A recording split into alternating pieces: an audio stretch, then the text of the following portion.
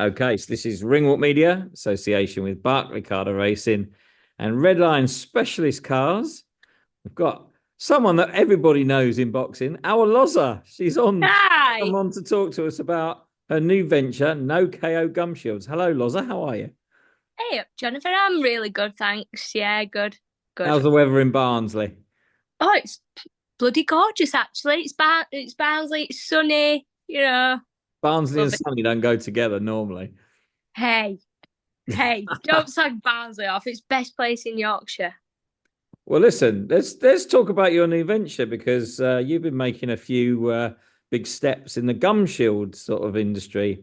Most Yeah, people know you in boxing from being a corner woman and being a second and being part of our Big Dave's sort of camp and Stevie Levy, of course.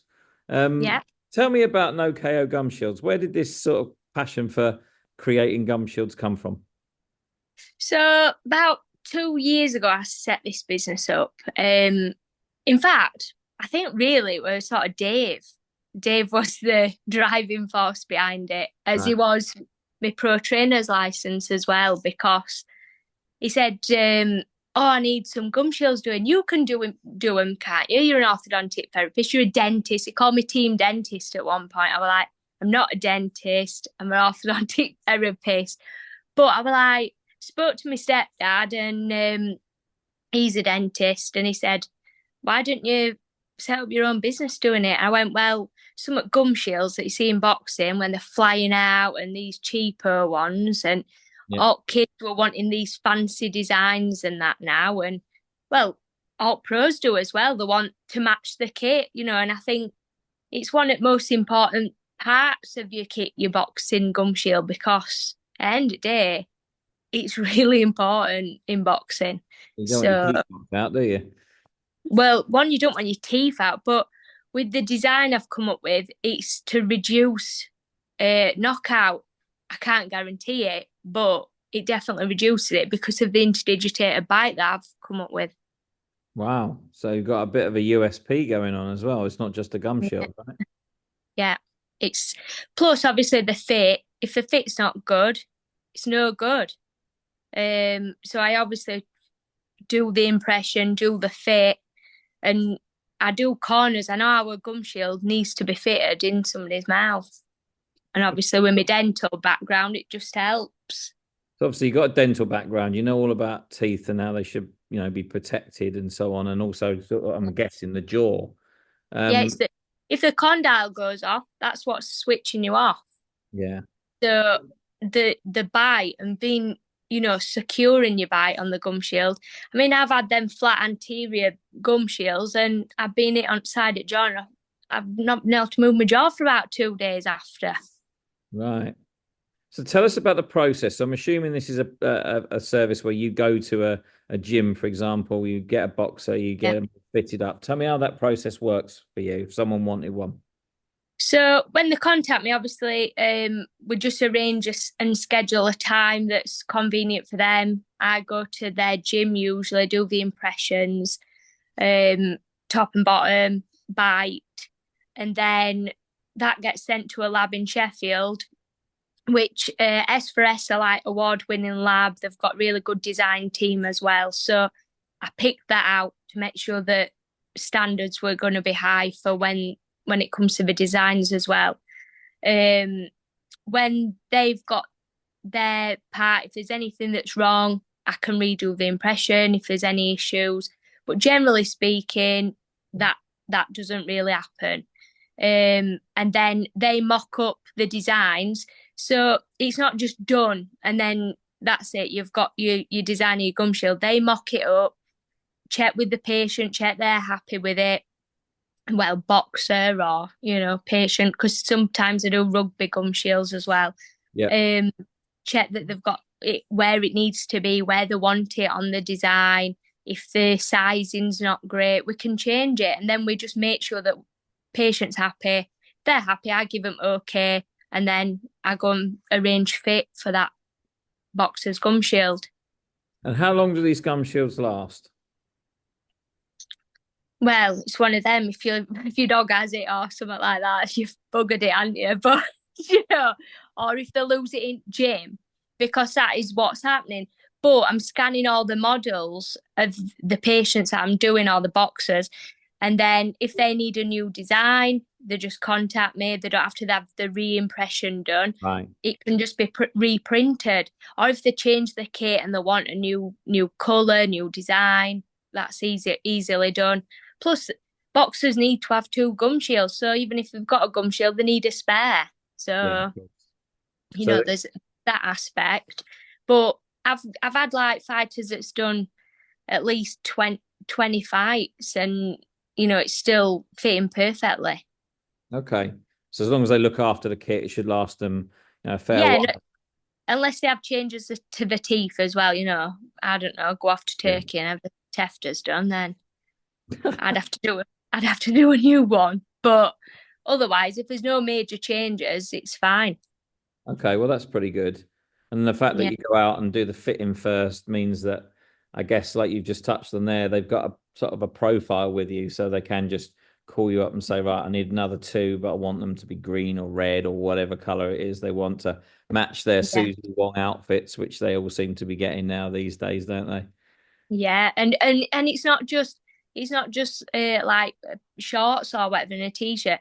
They change it every fight, most of them now. It's like, oh, I want new design, want, next kit, so they tend to want to match the gum shields in with it, Right. which is Well, it's great. It's great news. And the fact that, it's also got a USP of, protecting certain parts that may reduce knockout if they get caught. That's got to be yeah, a massive, massive thing, isn't it?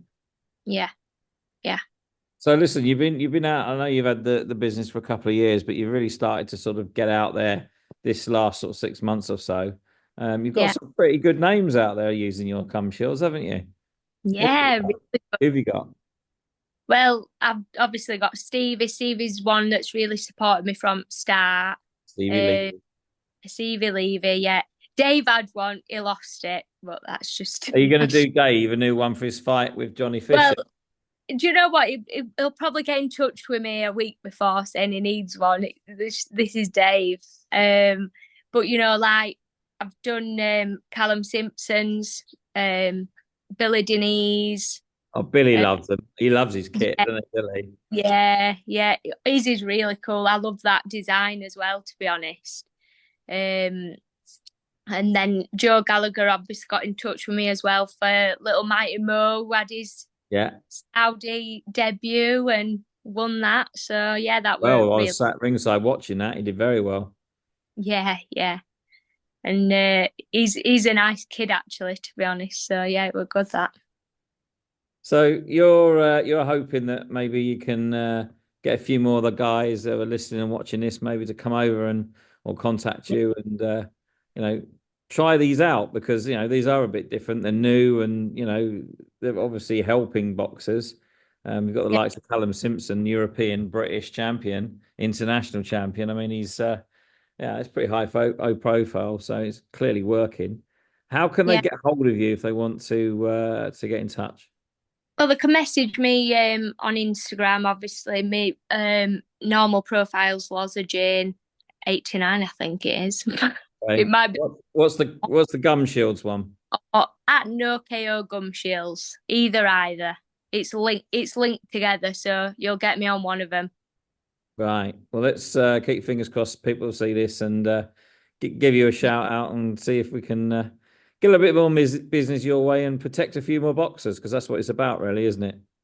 yeah, definitely. So you mentioned Stevie Levy. She's got a fight in a couple of weeks. She has, How's she yeah. doing? Sometimes she stays with you and trains, doesn't she? How's she getting on? Yeah, she's been doing really good, training hard. She's ready for the next challenge. And to be honest, I think, get a good win on this one. It's big 2025. So She's York Hall, headlining, isn't she? lining York Hall. Headlining York Hall. That's going to be brilliant, Yep, that. And you know what yeah. Stevie's like? She likes a ring walk, doesn't she? Oh, I can't wait. You're in for a corker. What's she got this plan this time? You're not allowed to tell me. I can't tell you because it's that good. Right. The Well, let's kids, hope.